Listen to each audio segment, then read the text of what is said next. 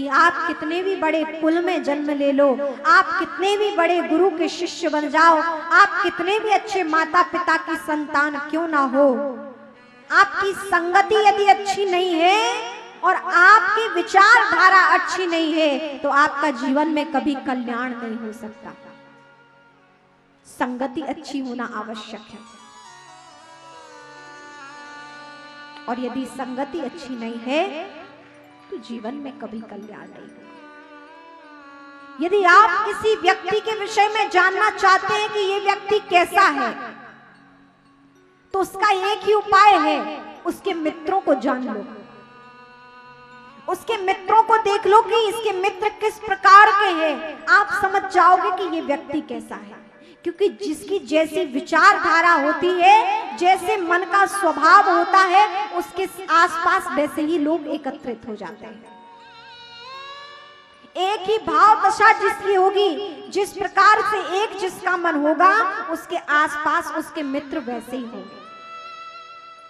पीने वाले को ढूंढना नहीं पड़ता है, ढूंढना पड़ता, अपने आप उसको उसके साथी उसके ठिकाने पे मिल जाता है, होता है ना। ऐसे सत्संगी लोगों के लिए सत्संग ढूंढना नहीं पड़ता, वो जहां होता है वहीं सत्संग शुरू हो जाता है। निंदा करने वालों को लोग ढूंढने नहीं पड़ते, आप बस शुरू हो जाओ, 4 लोग जैसे स्वभाव के होंगे आपके पास एकत्रित हो जाएंगे। आपने देखा होगा गांव के कोने कोने पे लोग एकत्रित होते हैं आपस में चर्चा के लिए, जिसकी जैसी प्रवृत्ति होगी वैसे वैसे कोने पे लोग पहुंच जाते हैं अपने आप, ढूंढना नहीं पड़ता। जो पीने वाले होंगे, चाहे अमृत हो या जहर हो, सब अपने अपने स्थान पर अपने आप पहुंच जाएंगे। जो चुगली निंदा जहां हो रही होगी वहां लोग एकत्रित हो जाएंगे, जहां मदिरा का पान करने वाले लोग होंगे वहां वैसे एकत्रित हो जाएंगे, और जहां सत्संगी लोग बैठे होंगे वहां सत्संगी लोग एकत्रित हो जाएंगे। ढूंढना नहीं पड़ेगा, आपकी जैसी प्रवृत्ति होगी आप वैसे ही स्थान पर जाएंगे, आपके मित्र वैसे ही बनेंगे।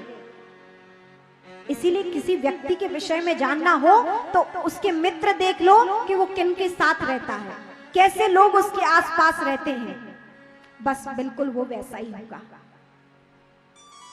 क्योंकि जिसकी जैसी प्रकृति है उसके आसपास वैसे ही लोग एकत्रित होंगे, वैसे ही लोगों के साथ उसकी घनिष्ठता होगी, वैसे उसके साथ उन लोगों की मित्रता होगी। यहाँ ये दुर्योधन अत्यंत दुष्ट है, इसके मन में कितनी दुष्ट विचारधारा उत्पन्न हो रही है।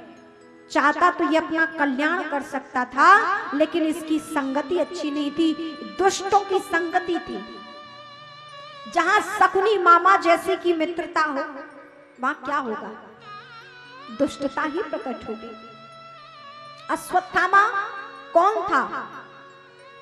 गुरु द्रोणाचार्य का पुत्र था, गुरु का पुत्र था।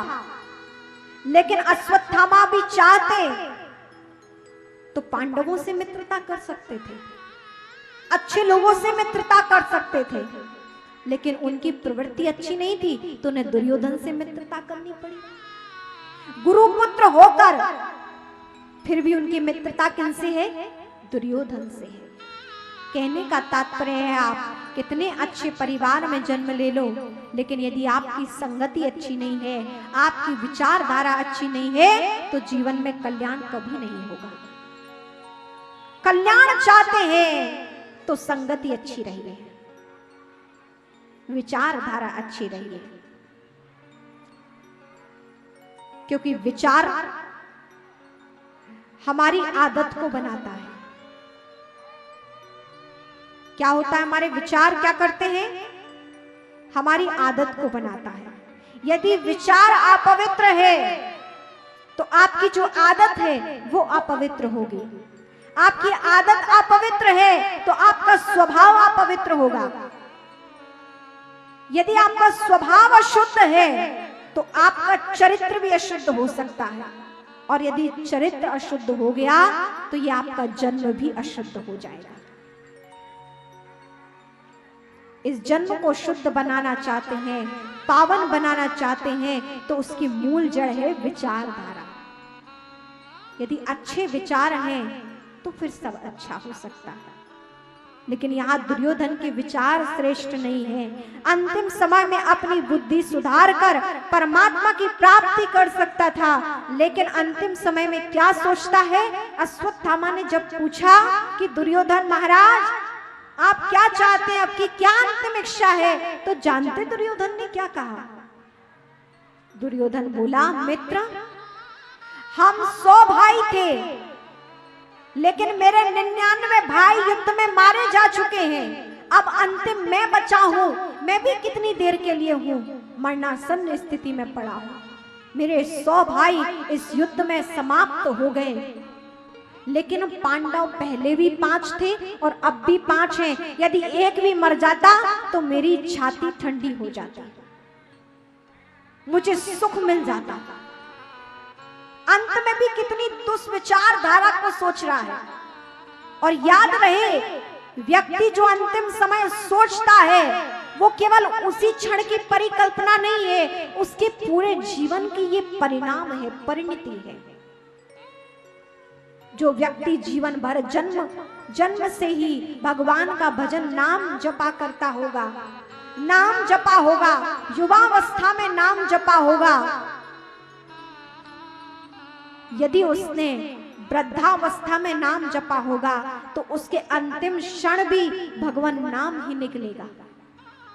लेकिन जिसने कभी भगवान का नाम ना जपा हो, कभी भक्ति से ना जुड़ा हो, तो वो भला अपने मुख से अंतिम समय कैसे भगवान का नाम निकाल सकता है।